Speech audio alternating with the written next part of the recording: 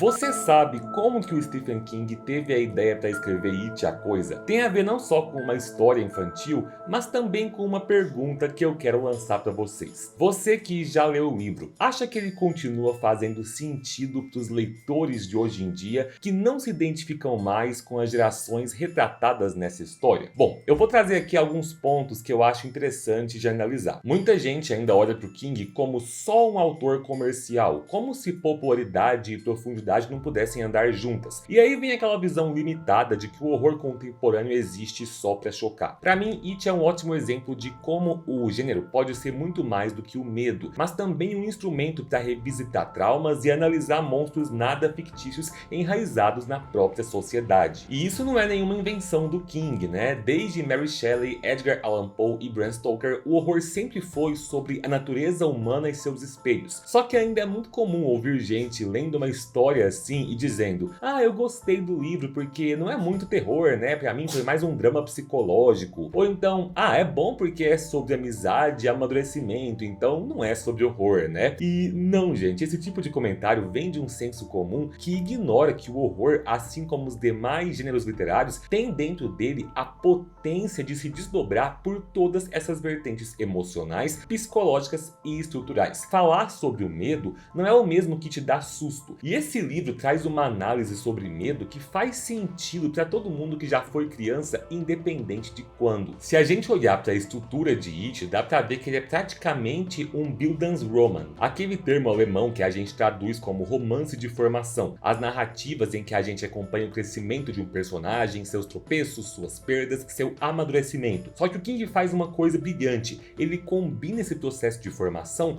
com um retorno à infância na adultez, com a ideia de cura. Quando os adultos que um dia fizeram parte do clube dos otários voltam para Derry, eles não estão só enfrentando um palhaço assassino, mas estão revivendo o pacto ético que eles fizeram quando eram crianças. É um retorno simbólico àquilo que eles perderam no processo de crescer, a inocência, a coragem, a amizade. Essa alternância entre o passado e o presente, entre os anos 50 e os anos 80, é o que dá força para a narrativa, não só porque coloca o adulto encarando a sua versão criança e faz a gente pensar quais os traumas da minha criança interior que moldam hoje a minha personalidade, mas também porque o King mostra que o medo pode até mudar de forma com o tempo. Os monstros de filmes de terror que assustam as crianças nos anos 50 não são os mesmos dos anos 80 e nem mais os mesmos de hoje em dia. Assim como aquilo que a gente temia na infância não nos amedronta mais depois que a gente amadurece. Mas o que permanece é que o medo enquanto obstáculo do dia a dia nunca vai embora. O bullying infantil vira culpa adulta, a solidão vira anestesia social. E é curioso pensar que tudo isso nasceu de uma cena bem simples que o King viveu lá em 1978, morando em Boulder, no Colorado, quando ele atravessou sozinho uma ponte de madeira meio torta, meio pitoresca, para buscar o carro dele na oficina. No meio dessa travessia, veio à mente dele o conto infantil Os Três Cabritinhos, aquele do troll embaixo da ponte. E aí ele pensou: e se eu trouxesse esse cenário de conto infantil para um contexto real que toque os adultos? Essa faísca se misturou a um verso da poeta Marianne Moore, que é Imaginary Gardens with Real Toads in Them, que em tradução livre significa jardins imaginários com sapos reais. Só que na cabeça dele isso virou jardins imaginários com trolls reais, ou seja, uma ideia de brincar com monstros de verdade que usam o limiar da imaginação humana para se disfarçar com figuras que ativam o nosso medo. 2 anos depois, essa ideia voltou com força, já com um plano de entrelaçar as narrativas de personagens crianças e dos adultos que elas viriam a ser. Ele começou a escrever It em 1980 e só terminou 5 anos depois, usando parte dos boatos reais que existiam sobre mapas de encanamento estranhos e medos cotidianos relacionados à rede de esgotos da sua cidade natal, Bangor, no estado do Maine, já que ele sabia que muitas vezes os nossos medos infantis podem ser inflamados pela egrégora da cidadezinha em que a gente cresce. Então o que eu acho fascinante é que mesmo quando um leitor brasileiro pega esse livro aqui no século XXI, ele ainda reconhece a essência do que seria isso que é chamado de coisa. Não importa qual era o nome que você dava ou a forma em que você concebia a figura que você enxergava nas sombras da cozinha quando ia buscar um copo d'água à noite, ou o bicho-papão do qual você até hoje talvez esconde os seus pés debaixo do lençol. No fundo você sabe que é a mesma coisa que ainda te domina quando você não cria coragem para enfrentar o que o mundo espera de você, para dizer o que precisa ser dito, mesmo com medo da rejeição, para sair de um relacionamento que te faz mal, para encarar o fracasso sem fugir de si, ou simplesmente para aceitar que crescer também é perder. É o mesmo medo disfarçado, agora usando o rosto da vida adulta. É por isso que eu acho que esse livro traduz tão bem o valor que eu enxergo não só no horror e na fantasia, mas na literatura em geral. A capacidade que as histórias têm de nos fazer olhar para dentro, revisitar o passado e dar nome ao medo. Só que eu sei que ao longo desse calhamaço, o King mistura referências da cultura pop, ideias mitológicas abstratas e desenvolve os traumas de cada um dos 7 personagens principais com escolhas que geram diferentes interpretações, pensamentos e até mesmo indagações polêmicas em quem lê. Por isso, mesmo que eu já tenha aquela série de vídeos destrinchando cada capítulo do livro, eu decidi revisitar alguns dos comentários de vocês daquela época para a gente discutir. Essa semana a gente está encerrando a releitura coletiva de It em comemoração aos 20 anos da editora Suma, que está como parceiro oficial do Clube do Livro Felipe Barbosa nessa jornada coletiva que a gente vai seguir agora, que é A Torre Negra e Além. E tudo isso também em preparação para a cobertura dos episódios da nova série da HBO, It Bem-vindos a Derry. Então eu preparei 7 pontos principais que para mim fazem de It a Coisa que a gente pode chamar de uma obra-prima do medo, e que também funcionam como 7 reflexões que escritores podem fazer sobre a escrita ou leitores podem fazer sobre literatura. E esse vídeo gigantesco é só o início de uma conversa, porque ele fica como um convite para vocês se juntarem à cambada na próxima live de discussão do Clube do Livro, que acontece nessa próxima segunda aqui no canal. Eu quero saber as diferentes opiniões e interpretações de vocês sobre cada ponto que eu trouxer. Mas para ir aquecendo desde já, comenta aí pra mim o que você acha que fez It a Coisa continuar tão vivo e relevante mesmo depois de décadas. Será que é o Pennywise ou são os monstros que a gente carrega por dentro? Sem mais delongas, bora lá então! Muita calma nessa hora, porque calma é o que a gente precisa para enfrentar calhamaços tipo It. Então te peço paciência para uma longa discussão onde a gente vai destrinchar com spoilers tudo que dá para se tirar dessa obra-prima do medo. Se você caiu aqui de paraquedas, eu sou Felipe Barbosa, um escritor apaixonado por horror, fantasia e mitologia, e caso não conheça o meu canal, seja bem-vindo. Hoje em dia eu fico muito feliz de poder dizer que graças a essa comunidade incrível, a gente se tornou o maior canal do Brasil quando o assunto é Stephen King dentro do YouTube. E hoje em dia a melhor forma de apoiar o meu trabalho e me ajudar a manter os custos é se tornando membro. Tem diferentes níveis de apoio, mas se você me ajudar no mais básico, você já entra para o nosso Clube do Livro e pode participar de todas as nossas leituras coletivas e ainda das nossas lives analisando filmes e séries, onde a gente vai discutir juntos cada episódio da série It Bem-vindos a Derry. E olha, eu não posso esboçar ainda nenhuma reação, mas o que eu posso dizer para vocês é que a dona HBO maravilhosa já me enviou alguns episódios da série para que eu pudesse assistir e preparar os conteúdos com antecedência aqui pro canal, e tudo que eu tenho permissão para falar por enquanto é: membros da cambada, nós teremos muito o que discutir juntos nas próximas semanas. Mas bora então pro prometido. 7 reflexões que It a Coisa traz para escritores e leitores. Número 1. Mike Hanlow vence o passado, ou a ordem da memória tem potência maior. Olha como King arma o palco. It tem uma arquitetura narrativa pensada para te envolver pelos pontos de vista múltiplos e pela ordem não cronológica. Em vez de começar lá no passado, contar tudo bonitinho e depois voltar para o presente, o livro vai alternando 2 linhas do tempo principais. A primeira é a que cobre os anos de 1957 e 1958, quando a violência desperta com a morte do George em 57 e culmina na Batalha do Clube dos Otários nos esgotos em 58. A segunda é a fase adulta, que recomeça quando a coisa volta a agir depois do ataque ao Adrian Mellon em 1984 e leva à reunião dos otários em 1985, quando eles finalmente encaram a coisa de novo. Só que não é só ir e voltar. A sacada é que a história dos adultos vai se desenrolando ao mesmo tempo em que a das crianças se abre em paralelo. E aí acontece um efeito muito legal. Você descobre o passado junto com os personagens adultos, porque eles vão lembrando enquanto enquanto agem. Isso cria uma espécie de sincronia emocional. Você não está só sabendo do que rolou, você está sentindo o peso dessa lembrança emergindo na mente deles agora. Em termos simples, é como se a estrutura do livro simulasse a maneira como a memória funciona de verdade. E aí entra o Mike Hanlow, que é o único que não saiu de Derry e virou bibliotecário. Ele assume o papel de guardião dos registros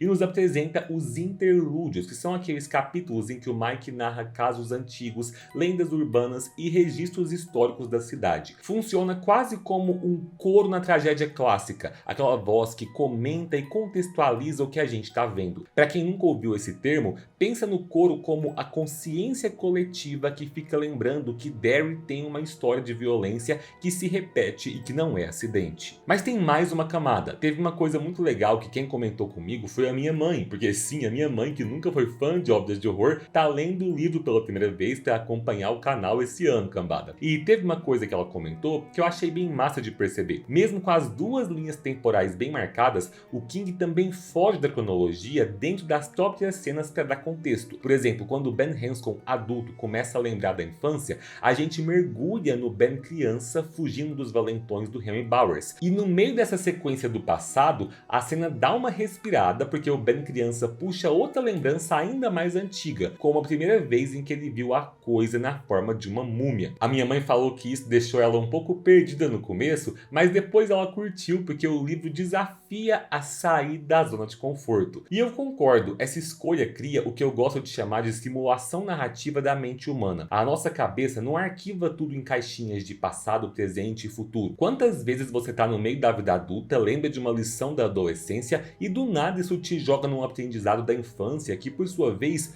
muda a forma como você age agora. A cronologia da memória é psicológica, não é de calendário. E não é à toa que o King curte quando obras audiovisuais brincam com essa mesma lógica. Quem acompanha bastidores sabe que o Stephen King elogia o trabalho do Mike Flanagan e eu sempre lembro de A Maldição da Residência Hill, minha série predileta da vida, que organiza a história em cima de adultos revisitando traumas infantis com idas e vindas que explicam quem eles se tornaram. É justamente esse tipo de arquitetura emocional que, para mim, faria do Mike Flanagan um diretor perfeito para um formato de série que adaptasse fielmente o livro It a Coisa, seguindo essa estrutura narrativa. Seria a cara dele trabalhar essas camadas de passado e presente conversando o tempo todo, e aí a gente volta para o Mike Hanlow como personagem e como ideia. O Mike ensina que entender Derry exige entender a história de Derry, e da mesma forma os amigos adultos precisam entender as suas histórias individuais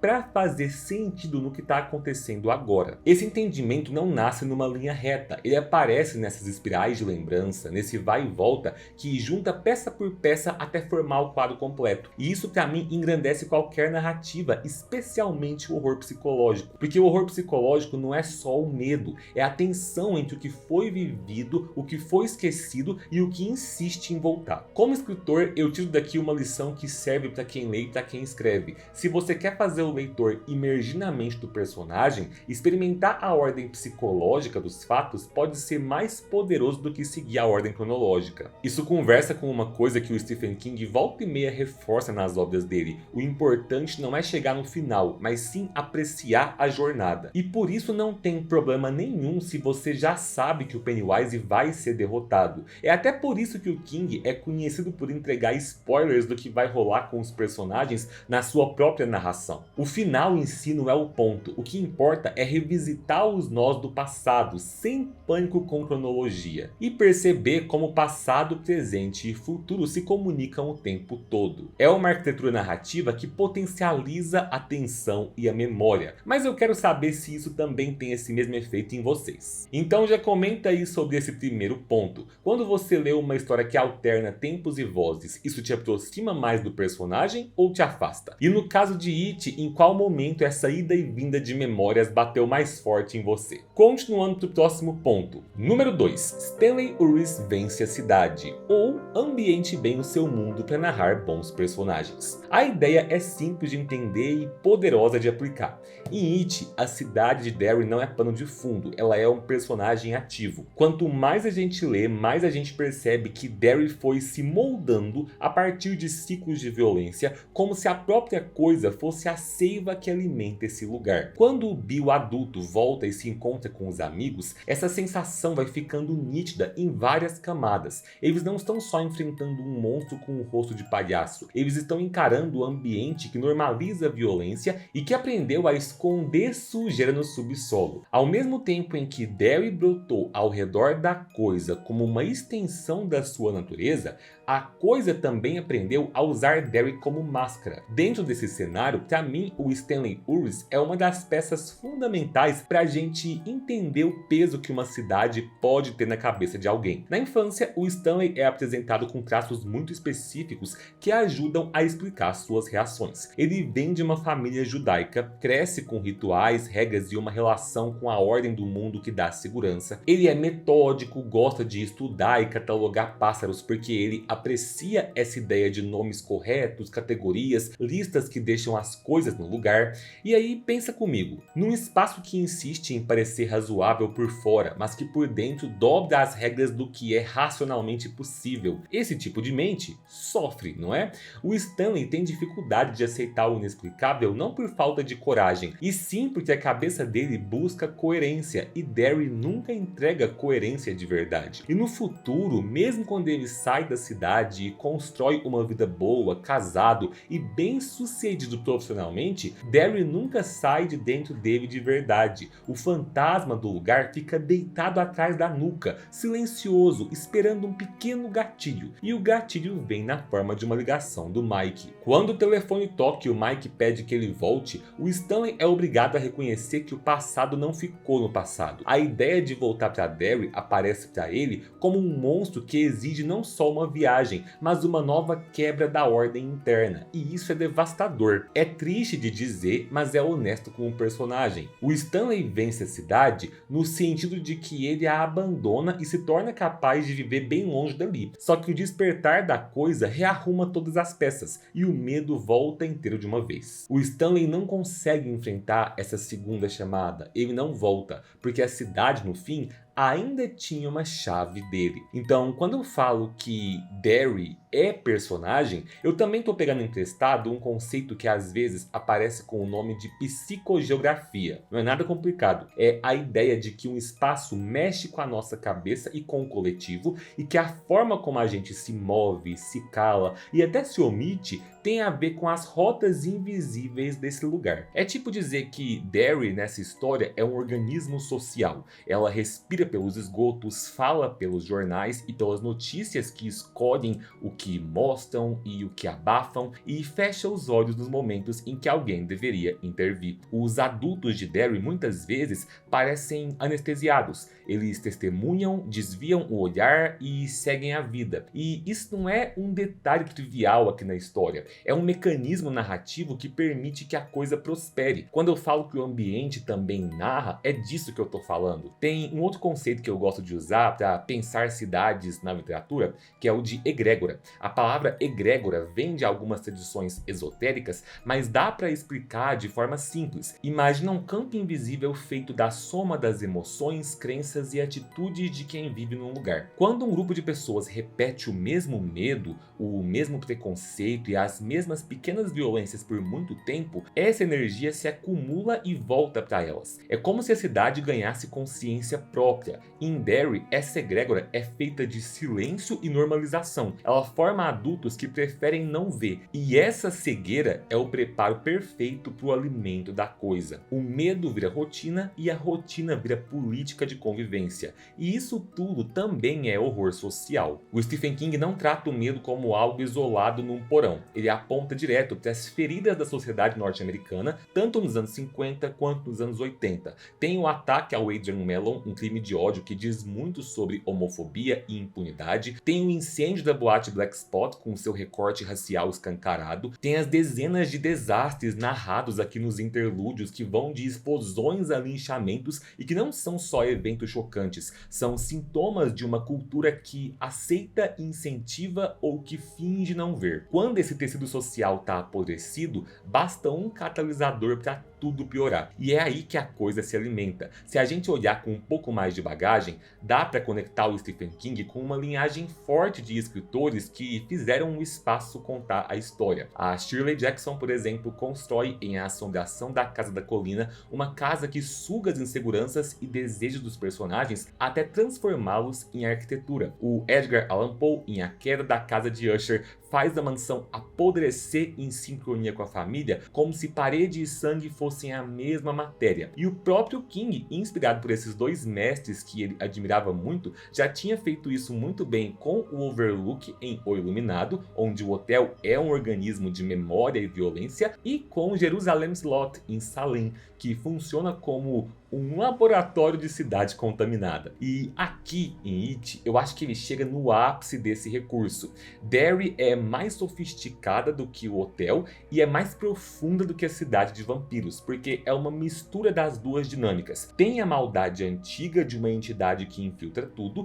e tem a cumplicidade cotidiana que transforma o mal em rotina. Para encerrar esse ponto, dá para tirar uma lição prática disso tudo. Um mundo ficcional bem construído vale tanto quanto um personagem bem escrito. Quando o cenário tem coerência interna e influencia as escolhas, os silêncios e até as coragens de quem vive ali, a história ganha densidade. E no fim, o que marca não é só o rosto do Pennywise ou as várias formas que ele assume, mas a sensação de estar preso em Derry. E essa é uma das lições mais ricas de It. Se você também é escritor, pensa nisso. O lugar da sua história também pode ser um narrador, provocando os personagens e moldando seus medos. E se você é apenas leitor, repara como que o espaço te conduz a interpretar o que acontece. No fundo, é isso que eu chamo de cenário que conta a história. Agora me conta você, qual foi o momento em It em que você percebeu que o verdadeiro monstro talvez fosse a cidade? Seguindo para o próximo ponto. Número 3, Ben Hanscom vence o Barrens. Ou detalhes simples constroem personagens inesquecíveis. Muita gente que tem preguiça de ler o Stephen King costuma dizer que ele é prolixo e que ele gasta páginas e páginas em detalhes da vida do personagem, dos traumas, dos sonhos, dos pensamentos íntimos,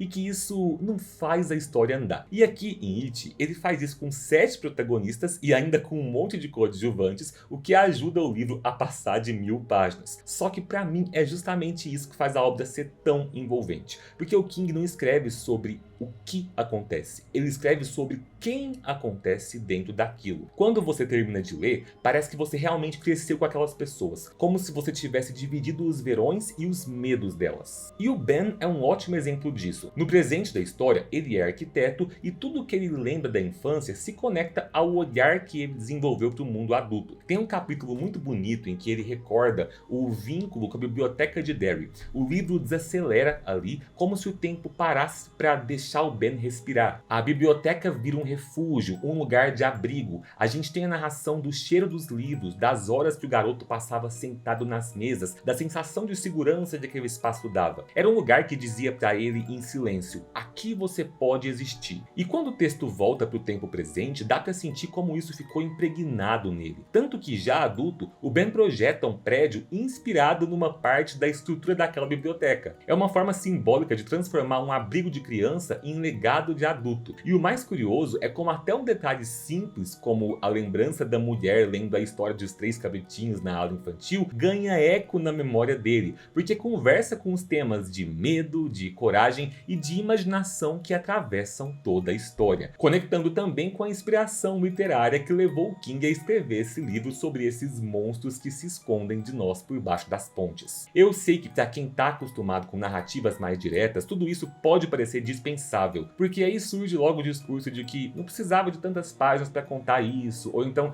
esse capítulo aqui não é necessário para o andamento da história. Mas aí vem uma pergunta que eu sempre gosto de fazer: o que é que realmente precisa estar numa história? Como é que você define o que é necessário? Porque a literatura não existe só para narrar ações, mas para dar sentido para elas. E o sentido nasce justamente dos detalhes que revelam quem a pessoa é quando ninguém está olhando. Se a gente quisesse resumir o arco do Ben de forma fria, bastava dizer que ele entrou pro Clube dos Otários porque ele ajudou a construir uma represa no Barrens. Pronto. Só que sem os detalhes, isso viraria uma anotação num diário de cronologia. É a textura das pequenas coisas que dá vida pra ficção. E o Barrens, pra quem não lembra, é aquele terreno coberto de mato, cortado por um riacho e tubos de esgoto, e um canto esquecido da cidade onde as crianças acabam se encontrando. Não tem nada de grandioso ali, não é um castelo, não é uma floresta mágica, é só um espaço banal, meio sujo, meio abandonado, mas é justamente por ser banal que ele é tão poderoso, porque naquele terreno qualquer, fazendo algo tão simples quanto levantar uma represa com madeira e sucata, o Ben sente pela primeira vez que ele pode criar algo que dure. É ali então, com os pés na lama, que ele encontra amigos, que ele exercita o olhar de quem pensa em estruturas, que ele descobre o prazer de imaginar e construir. Aquela represa que poderia parecer uma brincadeira de criança, porque é a semente de tudo que ele vai se tornar. E é bonito perceber como o King transforma algo tão corriqueiro num símbolo de destino, sabe? E não é só de forma metafórica, os meninos aqui começam a sentir ali a força da tartaruga, a força da energia de Gunn, percebendo que algo maior está fazendo com que eles se sintam conectados, como se o destino quisesse que eles estivessem ali. E aí eu acho que rola a gente pensar no seguinte ponto: quando eu digo que detalhes simples constroem personagens inesquecíveis, é porque é assim que a gente se encanta por pessoas de verdade na nossa vida também. O que fica na memória não são os grandes feitos, mas sim os pequenos gestos. As manias, o jeito de falar, as inseguranças que escapam sem querer, e aqui em It isso aparece o tempo todo. Nós temos o Rich com as suas vozes e piadas, que usa o humor e a sua boca de lixo tanto para se proteger quanto para demonstrar afeto. Temos o Ed com seus remédios, suas inseguranças e seus medos, que precisa acreditar que ele tem controle para continuar respirando, mesmo com a sua bombinha de asma. O Bill com a gagueira, que vira ao mesmo tempo fraqueza e coragem e que o obriga a aprender a liderar o grupo, mesmo tropeçando nas palavras. Nenhum desses detalhes move a trama de forma mecânica, mas é justamente isso que dá carne para a história. É o que faz a gente acreditar que aquelas pessoas existem. E essa é uma das lições mais ricas que o King deixa para quem lê e para quem escreve. Um personagem não se torna inesquecível porque ele vive aventuras incríveis, mas sim porque o leitor reconhece nele gestos familiares. O que torna alguém marcante não é o que ele faz quando o mundo está olhando, mas o que ele é quando ninguém está vendo. O Ben vence o Barrens porque ele entende naquele pedaço de terra esquecido que as pequenas coisas também podem moldar destinos. E isso vale para a escrita também. Toda a história que marca a gente nasce de um detalhe que parecia banal, mas que no fundo carregava o coração do personagem. Então comenta aí se você concorda e me diz qual pequeno gesto de algum dos otários ficou gravado na sua cabeça. Aquele momento em que você pensou, eu conheço alguém assim, ou nossa, eu sou assim. Deixa aí nos comentários. Continuando pro próximo ponto, número 4, Rich Tozier vence o lobisomem, ou a cultura pop amplia o alcance do medo coletivo. Pra mim, o Rich é o coração nervoso do grupo. É aquele menino que respira cinema, rádio, TV, e ele transforma tudo isso em piada, voz, imitação. E isso não é só um detalhe pra dar graça, pra dar humor, é parte da engrenagem do livro. Tem uma passagem ótima aqui em que o Rich vai ao cinema com a Beverly e o Ben e ele assiste a um filme de um lobisomem adolescente. O título original é I Was a Teenage Werewolf, um filme B de 1957 que foi sucesso de drive-in nos Estados Unidos com aquela proposta típica da época, a ansiedade da adolescência misturada com transformação monstruosa e violência. O curioso é que mais tarde o Pennywise vai surgir exatamente com essa forma desse lobisomem de jaqueta para perseguir o Rich, ou seja, o medo do Rich é alimentado por uma referência do próprio repertório dele. E aí tem um ponto bem massa. Mesmo que muita gente não conheça esse filme específico do lobisomem adolescente, todo mundo entende a força da cena, porque o livro trabalha no nível do imaginário coletivo, já que a figura do lobisomem é um símbolo que atravessa gerações. O leitor não precisa saber elenco, diretor ou estúdio desse filme B. Ele só tem que reconhecer o arquétipo, que é esse molde de medo e de monstro que reaparece em diferentes histórias e culturas. E isso se desdobra em outras camadas. O horror popularizado pelos estúdios da Universal nas décadas de 30, 40 e 50 deixou um conjunto de criaturas que viraram língua franca do medo ocidental, como o Frankenstein, a múmia, a criatura da Lagoa Negra, e aqui em It, a coisa bebe várias vezes nessas fontes, e não são referências gratuitas, é uma maneira de dizer que as crianças de Derry são crianças do mundo real, que veem filmes, colecionam imagens, brincam e se assustam com o que elas consomem. Então, a cultura pop vira ponte entre a fantasia do King e a nossa experiência de leitor. Por isso, essas aparições funcionam até quando a pessoa não é especialista em cinema clássico, porque a referência conversa com lembranças difusas que quase todo mundo carrega, nem que seja por ouvir falar. Só que nem todo medo nasce do cinema, né? Tem alguns que brotam de coisas que estão na praça da cidade, na esquina do bairro, no caminho da escola. E no caso do Rich, temos a estátua do Paul Bunyan, aquele lenhador gigante do folclore norte-americano que aparece espalhado em esculturas pelo país. Em Derry, essa figura ganha uma presença tão grande que ela ocupa a praça principal, e em determinado momento ela vira uma assombração para o garoto. A estátua, que deveria ser uma atração da cidade, se transforma no pesadelo pessoal dele. O Pennywise percebe esse medo e usa isso sem piedade. A graça aqui é entender que o King está trabalhando com duas fontes diferentes de pavor. Uma é a biblioteca da cultura pop com seus monstros de estúdio. A outra é o acervo íntimo, as fobias do cotidiano, as memórias que a gente nem sabe de onde vieram, mas que tomam forma quando a cidade nos pressiona. Quando eu chamo isso de metalinguagem, não é para complicar.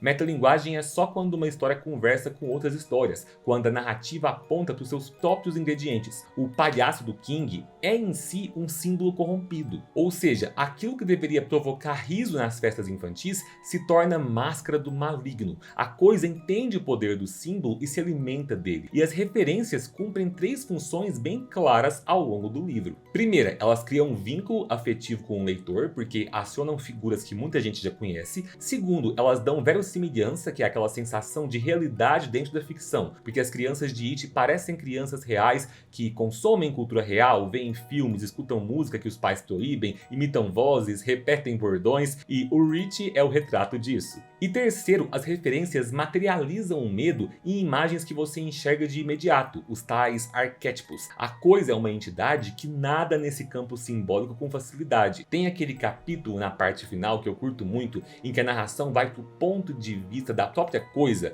e ela comenta que o ser humano chamou a atenção dela no passado justamente por conta da imaginação. É justamente essa imaginação que torna a caça saborosa. E tem ainda um elo que eu amo, que vem pelo Bill. Quando o Bill sobe na bicicleta Silver e ele grita "Hi-yo, Silver!", ele puxa o bordão de The Lone Ranger, né? O Cavaleiro Solitário, que nasceu no rádio e foi pra TV, e são duas palavrinhas que atravessam décadas e acendem um cenário inteiro na cabeça de quem conhece essa referência, mas mesmo para quem nunca ouviu falar desse personagem, também funciona como uma ideia identificável, porque todo mundo teve os seus heróis de infância que dava vontade de imitar e que davam coragem para sair correndo na rua gritando um bordão, fosse de Power Rangers, fosse de Dragon Ball ou de qualquer outra coisa que te empolgava. Isso mostra por que símbolos poderosos sustentam uma história por tanto tempo. A gente reconhece, completa, participa, mesmo quando às vezes a gente não assistiu à obra original. O Stephen King não joga referências para parecer esperto,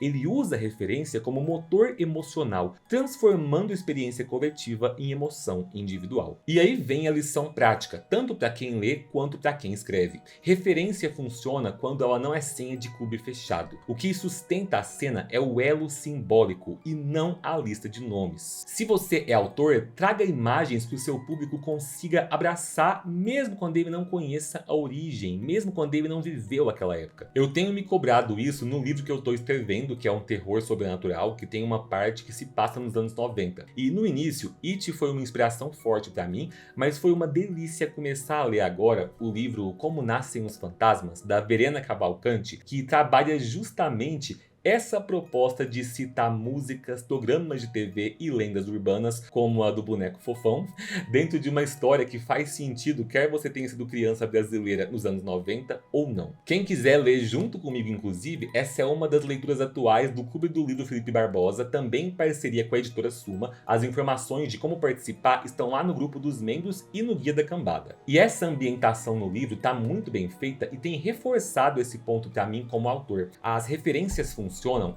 porque o leitor identifica a sensação que elas geram, mesmo que às vezes ele não conheça a obra citada. Então é isso que vibra quando o Rich é perseguido por um lobisomem que parece ter saído da tela do cinema, ou quando a estátua do Paul Bunyan desce do pedestal e vira ameaça, mesmo que você não faça ideia de quem seja o Paul Bunyan. Com certeza tinha alguma figura histórica da sua cidade ou algum casarão suspeito que foi o seu fantasma de infância. Me diz aí então se você concorda com tudo isso e quais referências de It funcionaram melhor para você. Ah, e só um lembrete aqui, se assim como o Rich e assim como eu, você também usa óculos desde a infância, não deixe de aproveitar o desconto exclusivo que eu consegui para vocês com a Latref. Eu agora sou um dos embaixadores da marca que tem óculos para todos os estilos e comprando o seu óculos pelo meu link, você ainda apoia o meu canal. O link vai estar sempre aqui na descrição de todos os meus vídeos e também lá no meu Instagram. Você pode escolher qualquer modelo e usar o cupom FELIPE para garantir o seu desconto. Agora, se você não está precisando de óculos por enquanto, mas vai comprar qualquer produto na Amazon, não esquece que aqui embaixo você também encontra os meus links da Amazon e só de entrar por eles, você já apoia o meu canal, independente se você vai comprar livros ou uma escova de dentes por lá, beleza? Continuando então com a minha análise desses 7 pilares de It, a Coisa, vamos pro número 5. Ed Castbrack vence o macroverso, ou quando a imaginação derruba o cósmico. Eu quero começar pelo Ed como pessoa, porque o arco dele só faz sentido quando a gente entende a fragilidade aparente que cerca esse menino. No livro, o Ed vive refém da própria respiração. Ele carrega bombinha de asma para todo lado, ele evita esforço, ele mede cada passo. Só que por trás disso existe uma história muito mais dolorosa. O Stephen King dedica um capítulo inteiro, que é chamado A Fratura Ruim de Ed, para mostrar que o primeiro monstro que o Ed enfrenta é doméstico. A mãe dele, num misto de medo, controle e carência, ensina ao Ed que ele é doente. Ela multiplica diagnósticos, ela desencoraja qualquer amizade e com a ajuda de um médico conivente, ela mantém um remédio falso na bombinha, que é um placebo. E na cena em que o Sr. Ken, que é o farmacêutico, puxa o Ed para o fundo da loja e decide contar a verdade, o que realmente despedaça o garoto não é só descobrir que a medicação era placebo, mas é perceber que tinha adulto endossando essa mentira. Ele vinha sendo enganado pela mãe, pelo médico e pelo próprio farmacêutico, então era como se o mundo inteiro ao redor dele repetisse o tempo todo: Ed, você é fraco. E aí o Ed vai ter que reaprender do zero o que o corpo e a cabeça dele são capazes de fazer. Beleza, aí olhando friamente, parece muito ilógico acreditar que esse garoto frágil teria qualquer chance contra uma criatura que veio de um macroverso anterior à própria Terra. Uma entidade que troca de forma, que veste os nossos medos e se alimenta deles. Só que It não é uma história de força bruta, é uma história de vínculo e imaginação. Então a amizade do Ed com os otários cria um espaço onde cada um descobre uma arma que não sai do bíceps, mas da cabeça. O livro deixa isso claro quando a própria Coisa admite em diferentes momentos, como eu já falei, que o que atrai ela nos humanos é a imaginação. Então ela usa as nossas imagens para nos assustar e escolhe monstros que a gente mesmo já carrega dentro. Só que isso faz com que esse jogo possa ser de mão dupla. Então, se o medo toma forma a partir de símbolos humanos, a coragem também pode. O Ed entende isso de forma visceral e lá no confronto final, ele transforma a bombinha de asma em uma arma. Quando ele mira e aperta, na cabeça dele aquilo não é só broncodilatador, aquilo é ácido. É a escolha consciente de dar outro significado para um objeto. A Coisa sente o golpe porque o duelo ali é simbólico. É crença contra crença, linguagem contra linguagem. É nesse ponto que a camada mítica do livro aparece com muita força. E quando eu digo camada mítica, eu não estou falando só da mitologia que ele constrói, mas do horizonte filosófico que vai sustentar a trama. O King apresenta esse macroverso, embora eu ache que o termo macroverso não chega a ser usado nesse livro aqui, mas ele apresenta o macroverso como isso que os losers chamam de algo fora do mundo, um lado de fora, em que existem forças antigas. Entre essas forças está a Tartaruga Maturin, percebida pelos personagens como uma presença que observa, às vezes orienta e às vezes falha. Repara como que os losers, quando adultos, comentam aquela frase: a tartaruga não pode mais nos ajudar, trazendo aqui um limite que é essencial. A tartaruga não é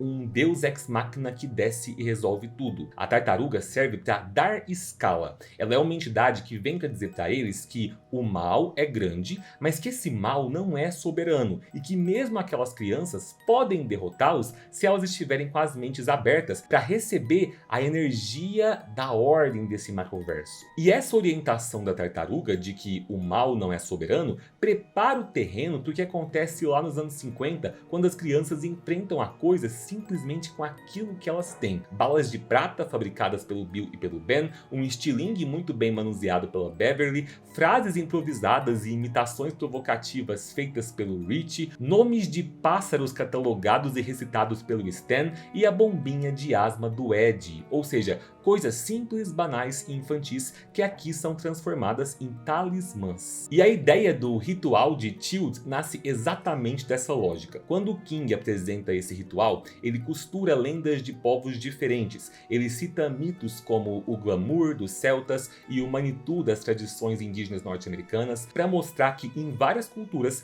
quando se encara um ser que muda de forma e devora a mente, a arma nunca vai ser uma lança, a arma sempre vai ser a linguagem. E eu sei que para muita gente essa parte do livro parece abstrata demais, mas é porque ali o duelo é de imaginação. No ritual de Tilt, então, a gente tem duas consciências presas num plano simbólico, provocando uma outra com piadas, charadas e verdades difíceis. Então, vence quem não solta o fio, vence quem sustenta a palavra sem quebrar. É essa mesma lógica do ritual que faz com que gestos simples daquelas crianças ganhem proporção cósmica. Então, de novo, quando o Ed acredita que a bombinha, que antes representava a fraqueza, agora é o que abre caminho para a coragem, ele conecta a luta no esgoto com essa disputa de sentido maior. Mas atenção, é claro que o que a gente está falando nesse ponto aqui é como o King usa essa fantasia para mostrar que a imaginação tem o poder de atuar como um placebo na mente. Então, nessa história de ficção sobrenatural em que a magia interfere,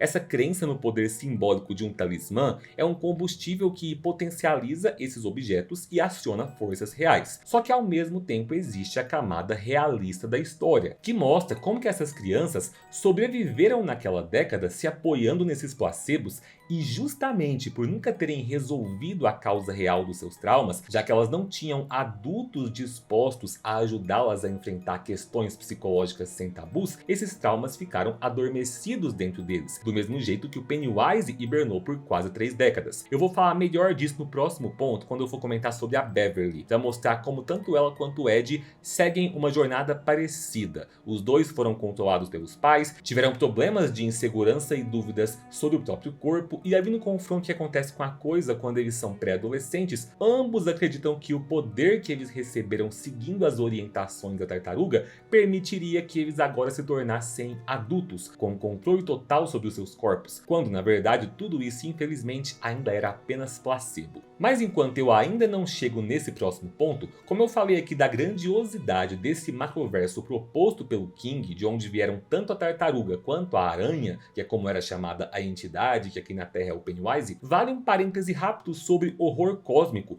e como é genial a subversão que rola aqui nessa história. Muita gente associa esse tipo de horror ao H.P. Lovecraft, que escrevia sobre entidades ancestrais e incompreensíveis, e o efeito nas histórias dele era o desespero. Diante do abismo, o que é que nós somos? Lá nos contos do Lovecraft, esses monstros antigos serviam para lembrar o ser humano do quanto que ele é insignificante. Só que o King pega essa mesma escala e subverte. E em vez de declarar a irrelevância humana, ele valoriza o laço humano, a amizade e a imaginação. Então, o macroverso existe, a coisa é imensa, a tartaruga é mistério, tudo isso tá lá. Mas no chão da narrativa, o que pesa é a capacidade desses 7 amigos de nomear o que eles enfrentam e de dar sentido a cada objeto que eles carregam, de transformar o medo em ferramenta. É por isso que a bombinha vira arma, é por isso que a bala de prata funciona, é por isso que o trava-língua do Bill tem força, força, e é por isso que no ritual de Tilt a palavra é tudo.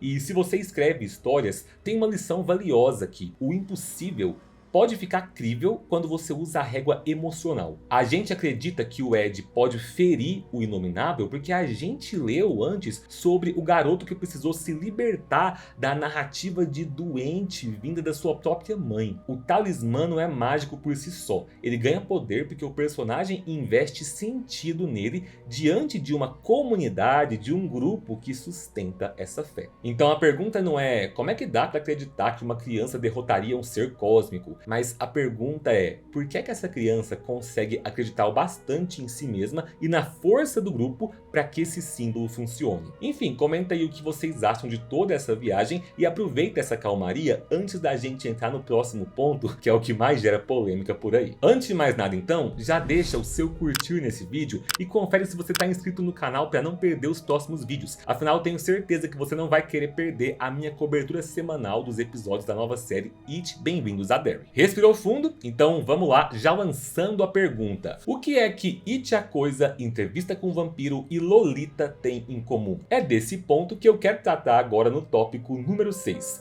Beverly Marsh vence a coisa sexo. Ou desconforto não é romantização. Eu sei que esse é o ponto mais sensível do livro inteiro, então eu te convido a uma conversa de mente aberta que não deveria ser resumida em um vídeo curto, e mantendo o foco em entender o que o texto efetivamente faz e não o que a internet diz que ele faz. Eu te conto aqui uma lembrança de um vídeo que me marcou. É um vídeo que eu estava assistindo do Paulo Hatz, do Livraria em Casa, com o Felipe Neto, e o Paulo comenta lá que ele ama It a Coisa. E na hora o Felipe faz aquela cara de desgosto e ele pergunta, sério que você ama It? E o Paulo se apressa em explicar ali que ele odeia a cena final das crianças fazendo o que fazem nos esgotos, mas que ele ama o livro porque a narrativa é muito boa. E eu confesso que eu acho engraçado, curioso, como que isso virou um discurso padrão na comunidade literária de nicho, ao falar não só desse livro aqui, mas de outras obras também. Muita gente declara amor ao livro, mas ao mesmo tempo já corre para colocar uma cláusula, levantar um escudo, fazendo questão de condenar aquela cena para evitar um possível cancelamento nas redes sociais. E só para deixar claro, o que eu tô falando não é uma crítica nem ao Paulo, nem ao Felipe, que são criadores que eu admiro, e eu entendo perfeitamente o porquê das pessoas evitarem debater essa cena que lida com algo extremamente sensível. Principalmente porque, hoje em dia, se um criador de conteúdo tenta dizer o que eu tô prestes a dizer agora, que a polêmica que essa cena causa é algo muito mais inflado pelo senso comum preguiçoso do que por aquilo que o texto de fato propõe, corre o risco de vir uma onda de ataques antes mesmo de uma tentativa de interpretação. Até porque It tá numa lista daqueles livros que às vezes um monte de gente na internet fala mal, mesmo sem ter lido ou mesmo sem ter se esforçado para interpretar além do óbvio. Inclusive, se esse trecho do vídeo acabar saindo como um corte nas redes sociais e você que está assistindo tiver vontade de me cancelar sem escutar o vídeo inteiro, eu só peço que você me cancele do jeito certo, que é como? Comentando aqui embaixo e compartilhando revoltado nos seus stories para ajudar a engajar e chegar em mais gente, beleza? Brincadeiras à parte, os pontos que eu tenho para trazer aqui não são nada que a literatura já não discuta há décadas. E dá para eu puxar dois paralelos úteis para me ajudar. Muita gente fala mal de Lolita, do Vladimir Nabokov, acusando o livro de romantizar uma relação pedófila. E tem um comentário semelhante que volta e meia cai sobre a Entrevista com o Vampiro, da Anne Rice, dizendo que a relação entre Lewis e a Cláudia romantizaria algo inaceitável. Esses exemplos me mostram como que uma parte do debate na internet desaprendeu o que significa romantizar numa obra de ficção. Vamos definir isso de forma direta e prática. Quando a gente diz que um livro romantiza algo, a gente está dizendo que o texto constrói um horizonte de valor que convida o leitor a aprovar aquela conduta como desejável, correta ou exemplar no mundo real. Se a obra provoca repulsa, culpa, desconforto, dilema ético e consequências trágicas, ela não está romantizando. Ela está dramatizando um conflito moral. Em Lolita, o Nabokov coloca um narrador não confiável. O que é isso? É um narrador cuja visão da realidade é parcial, distorcida ou interesseira e que tenta manipular nossa simpatia. O Humbert, que é o narrador, descreve uma obsessão doentia por uma garota de 12 anos, e o romance inteiro convida o leitor a desconfiar do discurso sedutor dele. O livro não oferece nenhuma lição de que aquilo seria correto ou aplicável à vida. Pelo contrário, a experiência estética aqui é o desconforto, a repulsa e a consciência do dano. E eu repito essa mesma estrutura com Entrevista com o Vampiro porque vale o paralelo. A Anne Rice trabalha numa lógica de fantasia onde existiria uma sexualidade vampírica que não é a sexualidade humana. E eu tenho um vídeo inteiro no canal explicando isso com detalhes. O desejo naqueles vampiros não está atrelado aos genitais como dita o nosso senso comum, mas é um desejo ligado ao sangue e à morte. E isso gera uma tensão moral. O corpo da Cláudia é um corpo de criança, mesmo que a sua mente envelheça. E o Lewis sente esse apelo vampírico na forma de uma atração em relação a ela, já que os dois foram conectados pelo sangue e pela morte. E o texto quer sim nos deixar desconfortáveis com a ideia repugnante de um corpo infantil colocado nessa situação, justamente para forçar perguntas morais. A função estética aqui não é aprovar, é inquietar. E aí nós chegamos em It, a Coisa, onde a lógica é bem aparentada. A Beverly é uma criança que sofre violência do pai, que é ameaçada constantemente e que cresce ouvindo dele que ela não pode ter controle sobre o próprio corpo. Esse homem repulsivo dá a entender de forma doentia que ele deseja possuir a própria filha e essa sombra paira na cabeça dela. Ao longo do livro, a Beverly nomeia o sexo como a coisa sexo, com curiosidade e medo, porque a mãe e o pai não explicam nada para ela, e ela só sabe o que ela já ouviu de algumas colegas da escola. O que ela consegue aprender sozinha, entre aspas, de maneira confusa, é que essa tal coisa sexo parece dar para a mãe dela um poder de domar o pai, de domar o homem que ela teme, porque ela escuta os dois fazendo à noite no quarto vizinho. Aí tem uma cena em que a mãe chega a perguntar para Beverly, desconfiada, se o pai já tocou nela de forma indevida, o que só aumenta a confusão da garota, até porque depois a mãe não explica nada para ela. E aí, quando a Beverly passa a sair com os meninos do Clube dos Otários, o pai fica enciumado e ameaça ela, dando a entender que ela jamais pode fazer a coisa sexo com outros garotos, porque se ela fizer isso, vai estar ligada a esses garotos para sempre. Então ela cresce com dois sentimentos em curto-circuito: curiosidade por entender o próprio corpo e o pavor de perder o controle dele do seu pai. Dentro desse contexto e dentro de uma lógica de magia infantil que o livro trabalha desde cedo,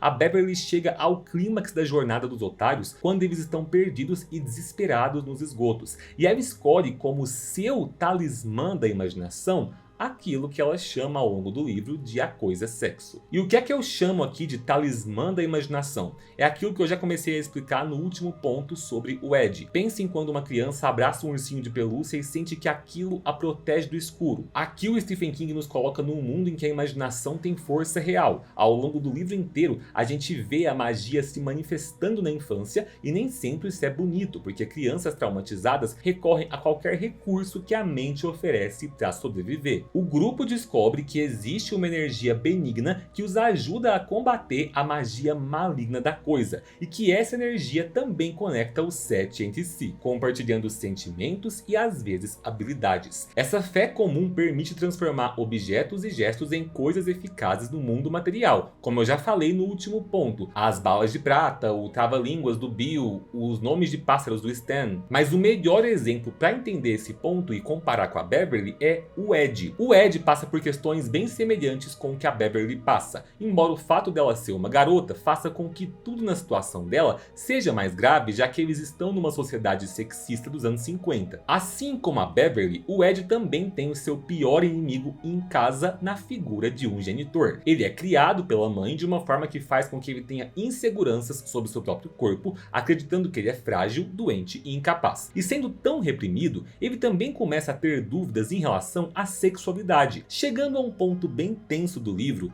onde, depois que ele é abordado por aquele homem em situação de rua que deixa ele impressionado porque o homem tem sequelas da hanseníase, e esse cara ainda tenta abusar dele lhe oferecendo sexo oral, Por mais que o Ed fuja assustado, aquilo desperta no garoto uma curiosidade, justamente porque ele não tem ninguém para falar com ele abertamente sobre sexo. E a ideia extremamente perigosa e absurda de voltar naquela casa abandonada e encontrar aquele adulto de novo parece atrativa para ele. Mesmo que não faça sentido lógico, mas porque parece um escape da bolha em que ele é criado pela mãe. Parece uma forma de confrontar esse controle da mãe. Então ele volta sozinho à casa da rua Nibbles, movido por esse impulso perigoso. E aí quem aparece lá, felizmente, e sim eu digo felizmente, não é o morador de rua que provavelmente teria abusado dele, mas no lugar dele aparece a coisa disfarçada naquela forma que eles chamam de leproso. Acontece que ao longo do livro, essa insegurança que o Ed sente com seu próprio corpo vai muito mais para um lado de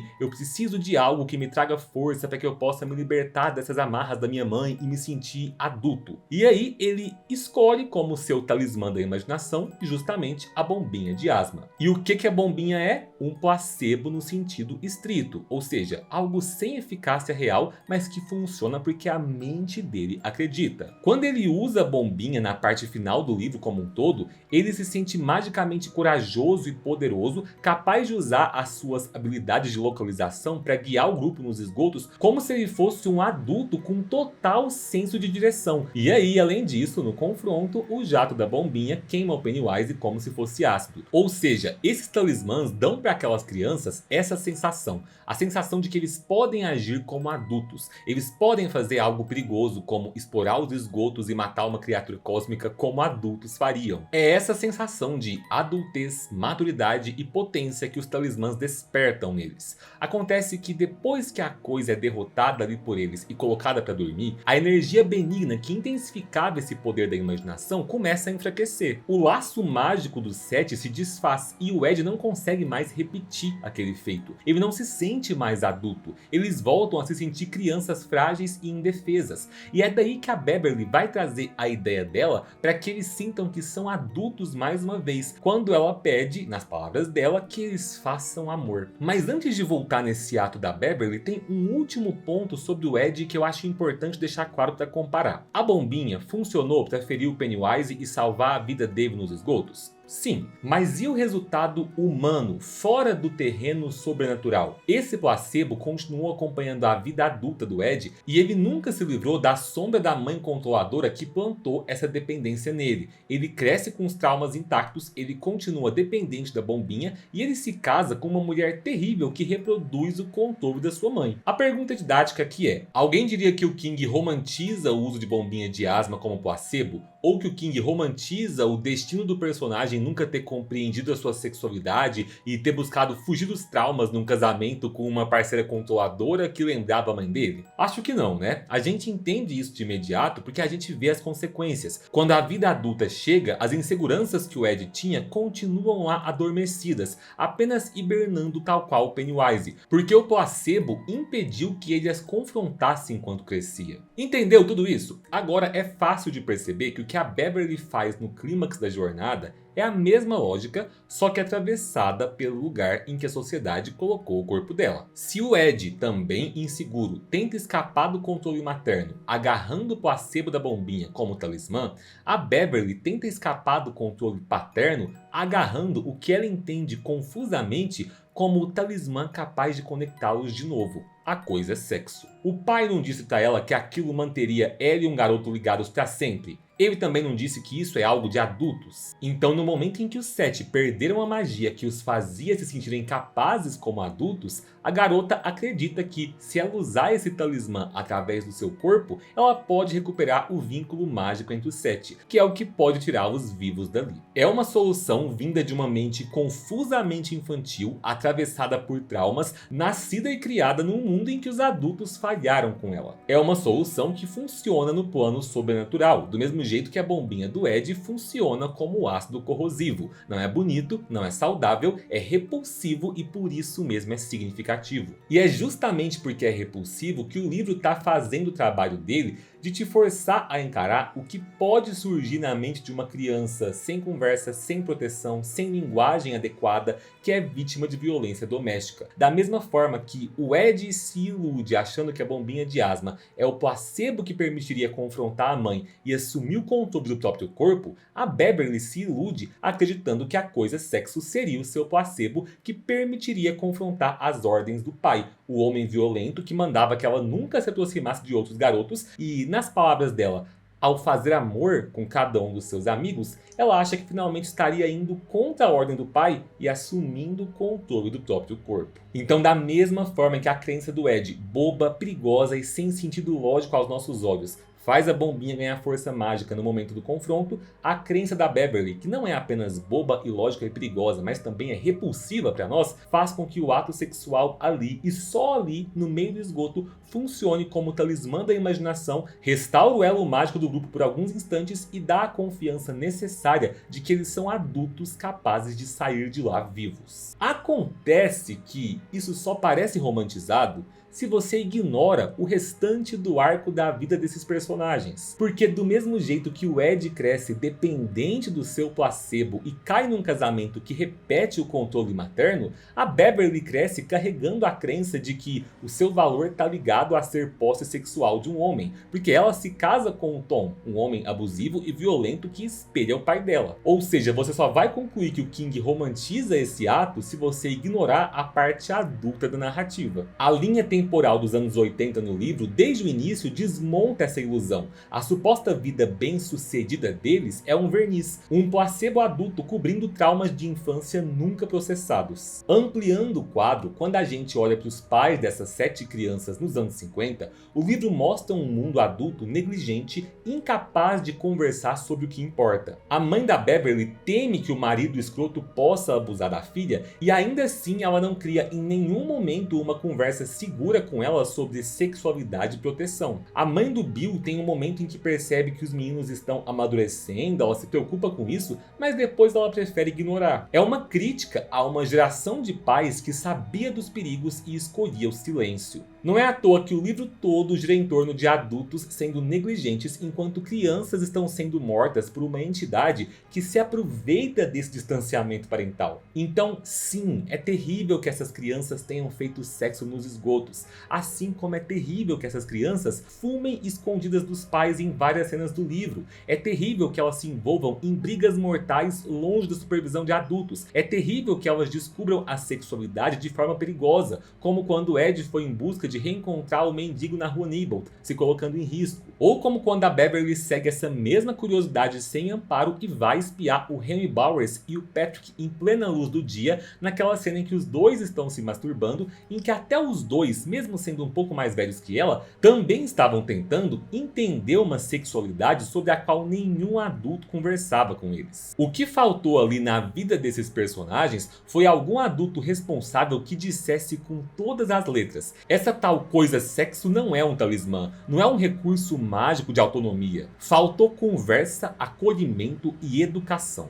O livro dói exatamente porque mostra crianças lidando sozinhas com perigos que adultos deveriam mediar. É por isso que me incomoda muito quando eu escuto alguém dizendo que a cena dos esgotos é algo que surge do nada e sem desenvolvimento, como se o livro não tivesse literalmente construído essa temática de amadurecimento confuso, negligência parental, insegurança sobre sexualidade e ansiedade desses garotos por se sentirem adultos desde o primeiro capítulo. E olha, eu sei que eu já falei muito, mas ainda tem um último adendo importante. Eu acho que as duas adaptações para o audiovisual, a minissérie dos anos 90 e os filmes recentes, fizeram muito bem em omitir todas essas cenas. Quando a gente está falando de cinema, além de ser problemático forçar atores mirins, ou seja, crianças reais, a situações desse tipo, a linguagem cinematográfica, principalmente em filmes blockbusters, às vezes tende a converter ideias complexas em imagens mais diretas. E aí o risco ético e interpretativo seria mais amplo.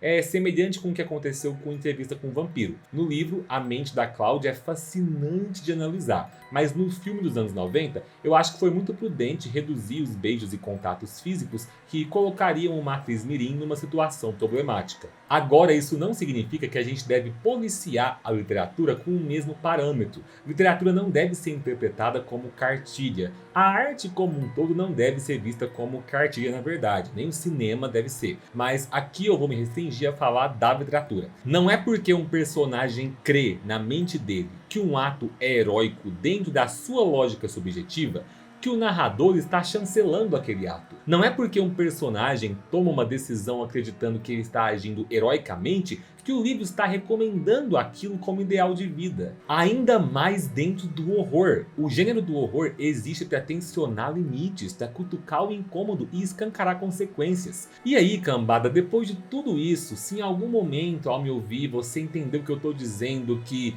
a cena das crianças nos esgotos não é pesada, que ela é tranquila ou que ela não é repulsiva, aí eu te peço para voltar, ouvir tudo de novo e exercitar as suas habilidades de interpretação de uma fala. Porque o ponto é justamente o contrário.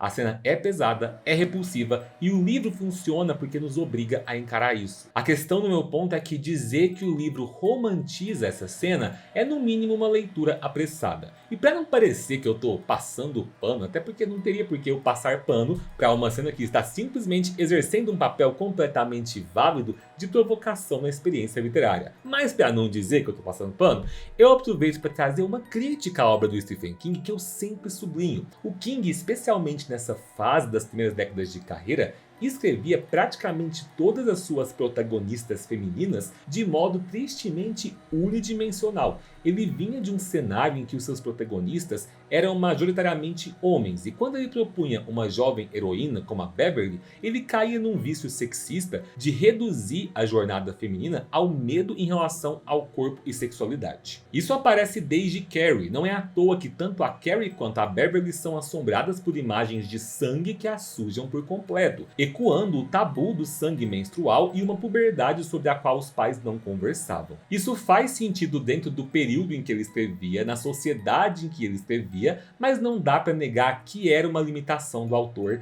que ele mesmo já reconheceu em entrevistas e que muita gente percebeu o quanto que ele se esforçou para evoluir nesse ponto nas últimas décadas, com personagens femininas que saiam dessa caixinha, como a Holly Gibney, por exemplo, a personagem de Mr. Mercedes, que ganhou espaço em Outsider, depois em Com Sangue e depois até um romance próprio. Então meu objetivo aqui não é pegar a cena dos esgotos e falar olha que solução brilhante de desenvolvimento de personagem. Não, dá pra pensar em diversos autores que trabalham ritos de passagem em sexualidade ou abstrações de traumas de infância de formas bem mais eficazes. O livro que eu citei, que a gente tá lendo lá no Clube do Livro, o Como Nascem os Fantasmas, da Verena Cavalcante, traz a construção de uma protagonista feminina que foi criança nos anos 90 e a partir dela a gente consegue mapear traumas, gatilhos e influências que a mídia e a criação familiar inscrevem na cabeça de uma criança, sendo um exemplo contemporâneo e muito competente de como tratar a infância e amadurecimento sem reduzir a personagem a um único eixo. Fica a dica de leitura inclusive e me contem nos comentários outras obras que vocês acham que fazem isso com a mesma qualidade. Por fim, todo esse longo discurso, que tem que ser longo mesmo, porque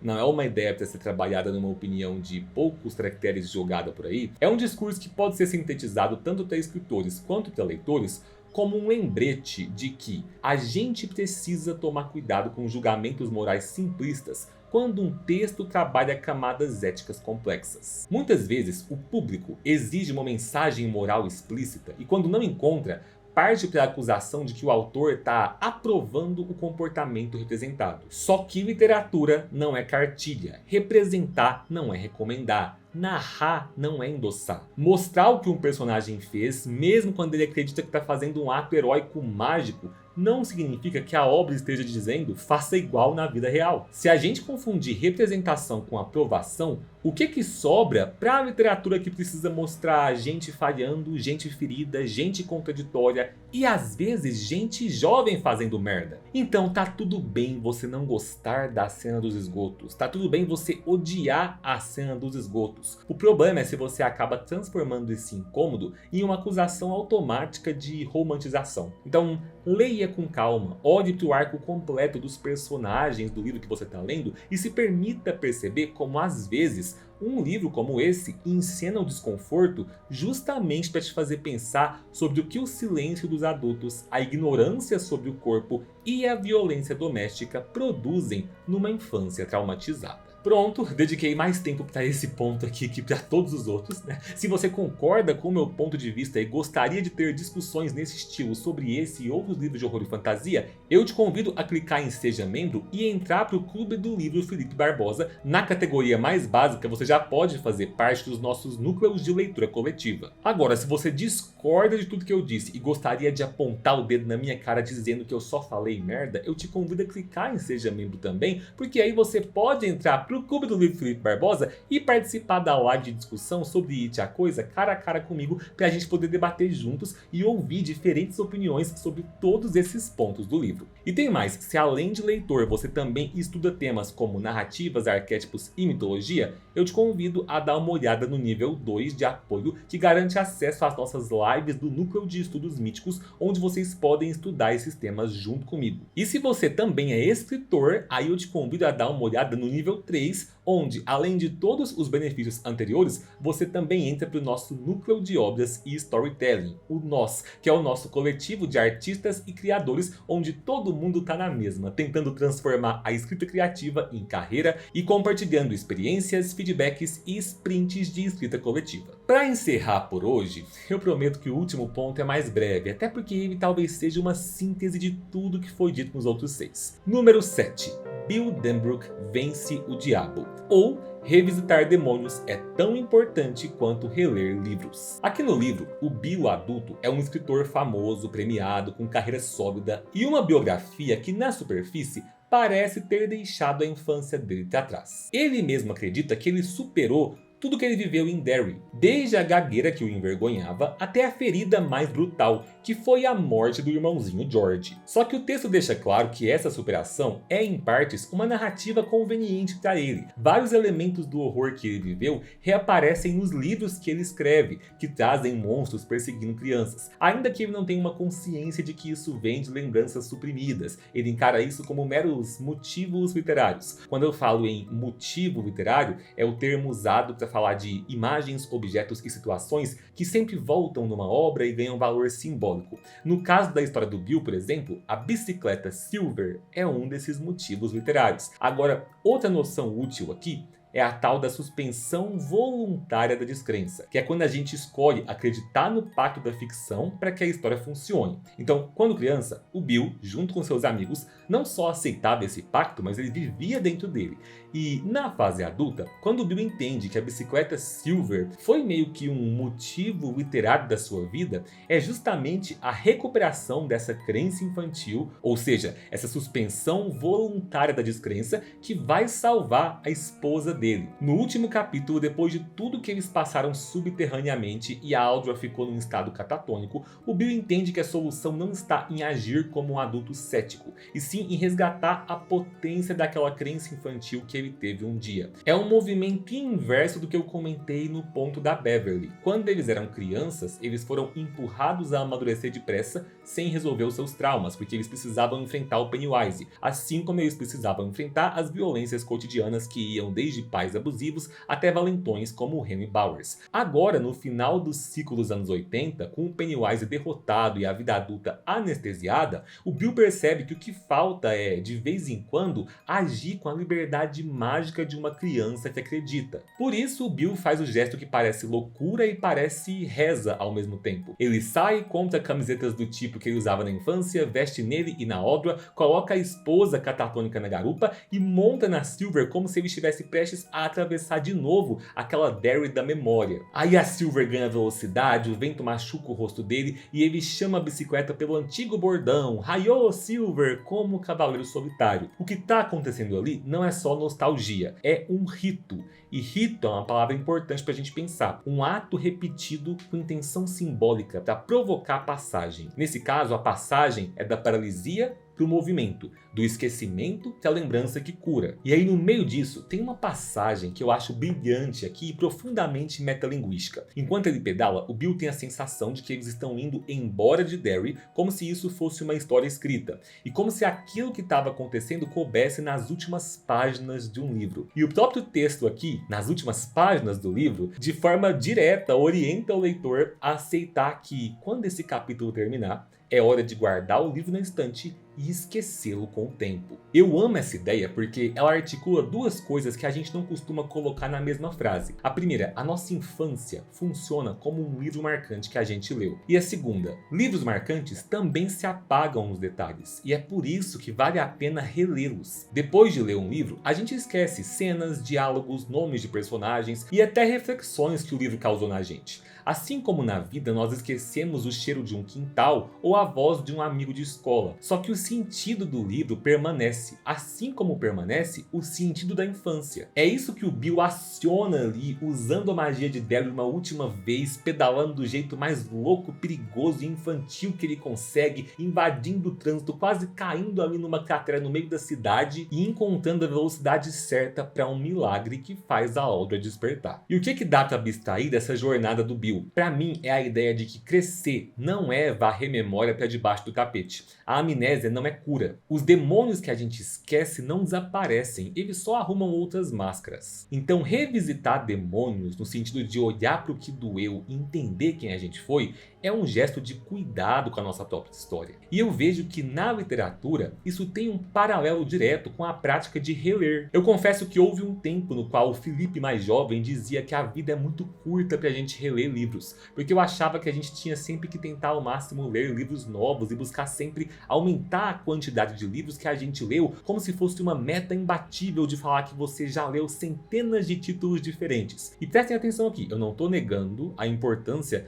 de ler autores novos para aumentar o seu repertório. Mas é que mesmo para quem não trabalha com escrita, existe algo muito positivo no ato de repetir uma leitura, principalmente se for em uma outra época. Reler não é redundância, mas é hermenêutica, que é uma palavra bonita para falar de interpretação que se aprofunda a cada retorno. Quando a gente relê um livro em outra idade, a gente não está repetindo a leitura, a gente está reescrevendo o significado com o repertório de hoje. A bicicleta, que era só uma aventura infantil, vira metonímia de coragem. A cidade, que era só cenário, vira um mapa de medos transmitidos de geração em geração. O livro It a Coisa que eu li há anos atrás, para mim definitivamente não é o mesmo livro que eu li com a bagagem que eu tenho hoje. Até vocês conseguem perceber essas diferenças em mim se compararem as análises que eu fazia sobre essa história e sobre os personagens nos primeiros vídeos que eu lancei no canal lá em 2019 com esse vídeo aqui e os outros que eu lancei no último ano. E se você também é escritor, existe um passo a mais. Reler o que você mesmo escreveu anos atrás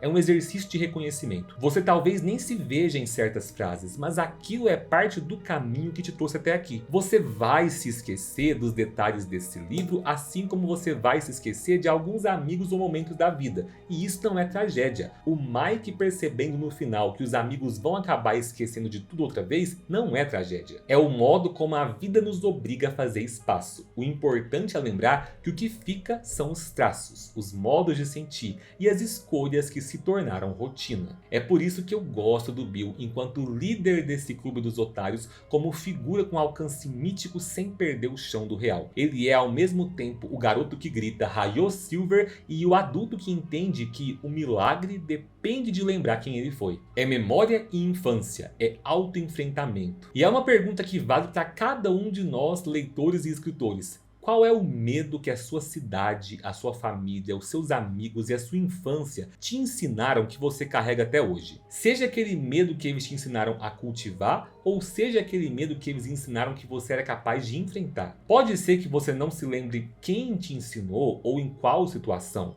mas o aprendizado certamente reside aí. E se eu puder encerrar com uma dica, releia algum livro nos próximos dias. Algum livro que você saiba que te tocou no passado. Sem querer fazer propaganda, mas fazendo, a gente vai reler um clássico no nosso clube do livro, que é o Frankenstein, da Mary Shelley. E vai ser muito massa se você quiser entrar para os membros para reler e discutir com a gente. Mas independente disso, me conta aí nos comentários qual livro você acha que valeria a pena para você fazer uma releitura. Bom, eu tô vendo aqui pelo tempo da câmera que eu provavelmente acabei de gravar o vídeo mais longo da história do canal. E isso porque eu já tinha 10 vídeos inteiros destrinchando cada capítulo dessa história. Mas eu acho que agora eu posso dizer com propriedade que eu tenho certeza que esse aqui ainda é o meu livro de horror predileto. Tem defeitos, não vai tocar igual em todas as pessoas, assim como qualquer outra obra, mas é um livro que mudou a forma como eu enxergo muitas coisas, tanto na literatura quanto na vida. Agora é hora de guardar esse livro na estante para esquecer. E mesmo que eu ainda tenha a live na segunda com vocês pra gente debater sobre ele,